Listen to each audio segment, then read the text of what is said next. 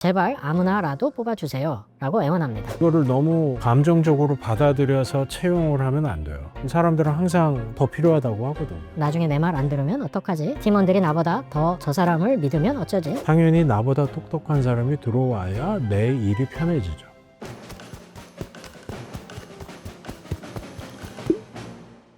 안녕하세요. 한기용의 나침반 한기용입니다. 이번 에피소드에서는 리더로서 가장 중요한 일인 채용에 대해서 이야기를 해보려고 하는데요. 제 개인적인 경험을 놓고 보면 결국 인재 채용이 잘못되면 할 수 있는 일이 별로 없었어요. 또 반대로 인재 채용이 굉장히 잘 되면 생각보다 많은 일들을 성취할 수 있었기 때문에 팀빌딩에서 가장 중심이 되는 채용에 관한 이야기를 이번 에피소드에서 해보려고 하고요. 그러면 채용으로 고민하는 리더분들의 사연 바로 만나보시죠.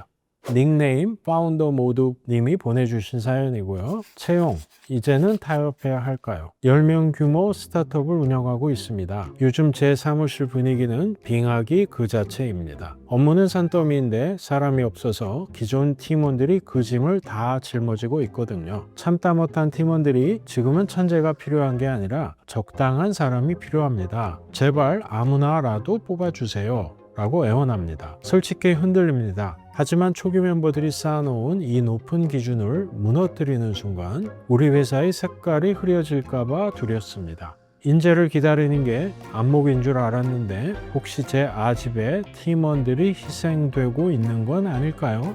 스타트업 창업자분들한테 굉장히 많이 들어오는 질문인데요. 지금 일이 너무 많은데 한 사람이라도 더 뽑으면 그만큼 일이 줄어드는 거 아닐까요? 인재 채용의 잣대를 조금 낮춰도 상관은 없지 않나요? 이게 어느 정도는 한번 이런 실험을 해보고 판단할 필요도 있다고 보여져요. 이 팀 중에도 충분히 인재 밀도가 있고 성숙한 팀부터 그런 팀에 조금 기준을 낮춰서 한 명 뽑았을 때 어떤 일이 생기는가. 그걸 한번 실험을 해보고 거기서 배운 거를 바탕으로 다른 팀으로 확장하는 게 어떨까? 만약에 인재 밀도가 높고 성숙한 팀이라면 약간 똘똘한 주니어, 코칭이 가능한 주니어 뽑아서 충분히 성장할 가능성이 있겠죠. 또 하나 중요한 포인트는 잘못 채용해서 한번 고생해 봐야 돼요. 그럼 확실하게 알아요. 그 다음부터 채용의 잣대가 확 올라가거든요. 이 사람이 필요하다는 이야기가 나올 때 또 이거를 너무 감정적으로 받아들여서 채용을 하면 안 돼요. 사람들은 항상 더 필요하다고 하거든요. 그러니까 그 기준이 명확해야 된다고요. 이런 일을 하는 사람을 뽑을 수 있으면은 우리 지표가 이렇게 바뀌어요. 근거가 있어야지. 그냥 지금 우리 맨날 늦게 가는 거 안 보이나요? 그렇게 가기 시작하면 사람 계속 뽑아야 돼요. 어떤 경우에는 ROI가 안 높은 일을 하려고 사람을 뽑기도 하기 때문에 그 경우에는 사실 그 일을 안 하는 게 정답일 수도 있거든요. 인재 밀도라는 게 정말 중요한 게 인재를 어떻게 정해야 하느냐에 따라 다르지만 제 관점에서 인재는 태도와 역량이 다 된 사람이거든요. 태도가 좋은 사람들이면 설득하는데 비용이 좀 덜 들어가요. 근데 스타트업은 기본적으로 매일 방향이 바뀐다고. 근데 방향 바뀔 때마다 내가 가서 이 사람들을 설득해야 된다고 하면 당연히 속도가 오래 걸리죠. 근데 인재 밀도가 낮아지는 형태로 채용이 이루어지면은 계속 전문화돼요. 그럼 그 사람들은 분명히 아주 잘 정의된 적은 크기의 일을 하려고 하는 거고, 근데 회사의 방향이 바뀌면 그 일이 불필요한 경우가 나오거든요. 근데 그렇게 하나에 목매달고 그러는 사람들일수록 평균적으로 인재 밀도가 낮아요. 변화를 두려워하는 경우도 많고.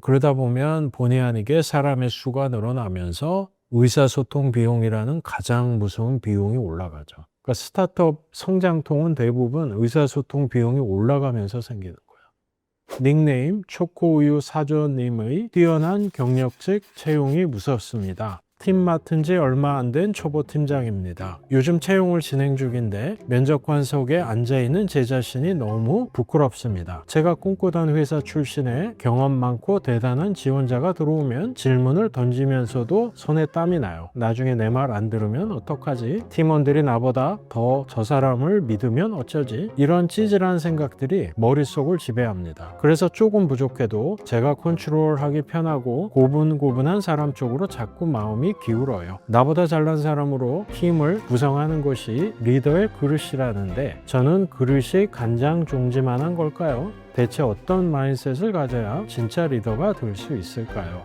첫 번째 드는 생각은 이분이 약간 임파스터 신드롬에 빠져 있지 않나? 그런 생각이 들어요. 나는 왠지 운이 좋아서 여기 앉아 있고 지금 면접하러 오는 친구들은 나보다 훨씬 더 뛰어난 친구이고 그런 생각에 빠지기가 사실 쉽죠. 사람은 일해 보기 전에 모르는 거예요. 첫인상에 좌지우지 되지 말라는 거예요. 첫인상에 좌지우지 되면 잘못된 채용을 할 확률이 확 올라가요. 이력서 보고 이 사람 괜찮아. 첫인상 보고 이 사람 마음에 들어. 그렇게 하면 부족한 사람을 혹은 우리 팀에 안 맞는 사람을 뽑을 확률이 올라가고요. 또 그렇게 외향적인 것만 보다 보면 정말로 우리 팀에 필요한 인재를 놓칠 수도 있죠. 기본적으로 좋은 채용은 너무 빠르게 사람을 판단하지 않고 면접 시간 동안은 질문하는 데 집중하는 거예요. 그리고 나서 이 사람이 정말 지금 우리 스테이지에 필요한 사람인가 판단을 하셔야지 그냥 외형적인 직장 경력 혹은 뭐 학벌 그런 거를 보고 뽑으면 잘못 뽑을 확률이 훨씬 올라간다는 거.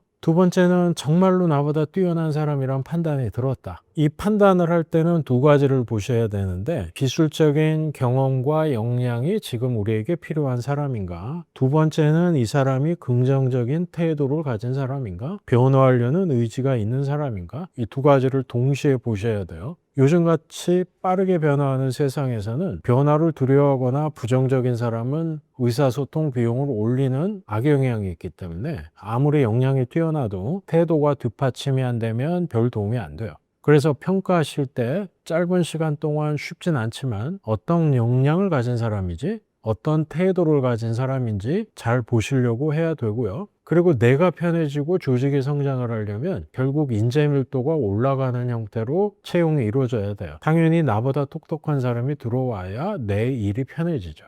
이 사람이 내 자리를 뺏어갈까 말까는 나중에 고민해도 돼요. 뭐가 됐건 같이 팀의 역량을 키우고 파일을 키우는 그런 일을 해야 된다는 거죠. 다음 사연은 닉네임 리틀문 님이 보내주신 천재를 붙잡을 방법이라는 사연이고요. 스타트업 팀장입니다. 이번에 뽑은 신입은 기대치가 정말 높습니다. 질문 하나를 던져도 본질을 꿰뚫고 있고 태도까지 완벽해요. 그런데 문제는 제가 이 친구에게 줄 첫 임무들입니다. 현실적으로 신입은 일단 기초 업무부터 배우면서 팀의 속도에 맞춰야 하잖아요. 근데 그 업무들이 이 친구의 역량에 비해 너무 사소하고 지루합니다. 남들은 좋은 애 뽑았으니 축하한다는데 저는 이 친구가 내가 고작 이런 거 하려고 여기 왔나? 라고 실망해서 한 달 만에 짐 싸서 나갈까봐 전전긍긍하고 있습니다. 기대치 높은 신입이 첫 달부터 실망하지 않게 만드는 현실적인 온보딩 방법이 있을까요?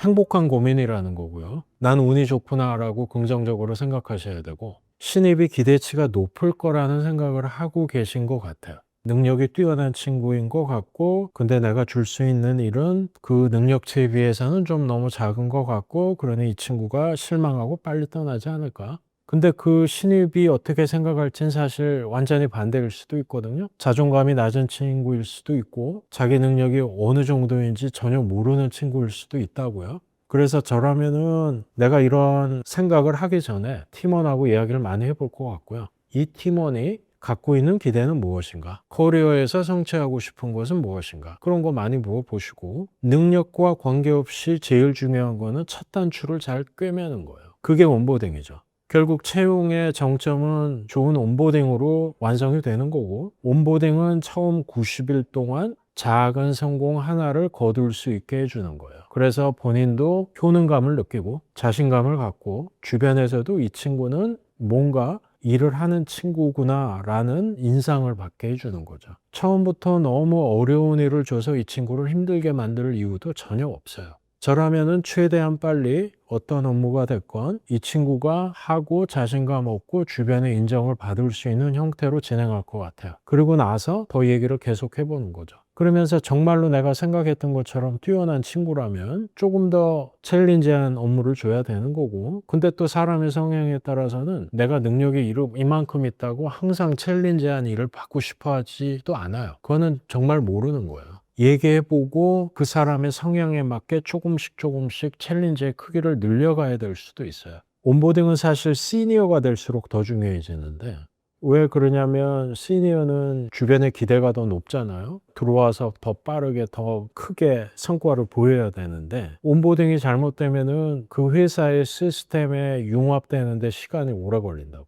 그리고 이때 문맥을 많이 제공 안 해주고 챌린지를 안 하면 엉뚱한 일을 하는 시니어들이 훨씬 많아요. 본인이 이미 많이 한다고 착각을 하니까 와서 이 일을 왜 해야 되는지 물어보고 어디까지 해야 되는지 확인을 안 하고 그 전 회사에서 하듯이 하는 거예요. 나중에 가보면 정말로 불필요한 일을 하는 사람들이 많거든요. 온보딩이란 결국 누가 들어와서 90일 동안 성공하는 경험을 하게 해주는 건데, 근데 이게 사실 꼭 새로운 환경으로 이직하는 것만 포함한다고 생각지는 않아요. 내가 승진을 하잖아요. 그럼 새로운 레벨에서 처음 석 달 동안 어떤 행동을 하느냐가 그 레벨에서 내가 인정받느냐 못 받느냐를 결정하는 거고, 또 비슷하게 내 위에 매니저가 바뀌잖아요. 그러면 그거 거의 뭐 이직한 거랑 똑같은 거라고. 온보딩이라는 게 꼭 이직을 했을 때만 중요한 건 아닌 것 같아요.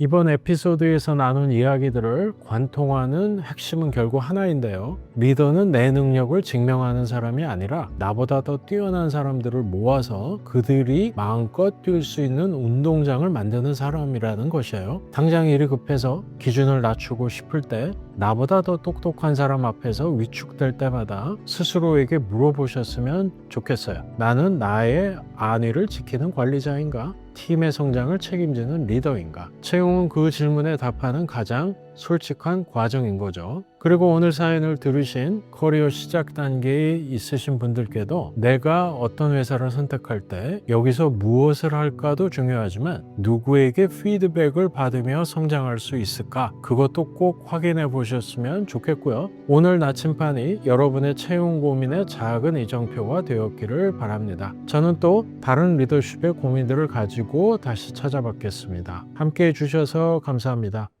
마침 에이스가 초안을 잡아둔 기획안이 하나 있는데 상대적으로 손이 노는 팀원에게 그 일을 줬습니다. 그런데 다음 날부터 에이스 상태가 이상합니다. 개인기를 많이 부려서 인정받는 팀원들 같은 경우는 그 일이 자기 손을 타지 않으면 의미가 없다고 생각을 많이 하거든요. 무슨 문제만 터지면 다들 약속이라도 한 듯 그건 제 R&R이 아닙니다. 그렇게 R&R을 세분화하기 시작하면 어떤 악영향이 생기냐면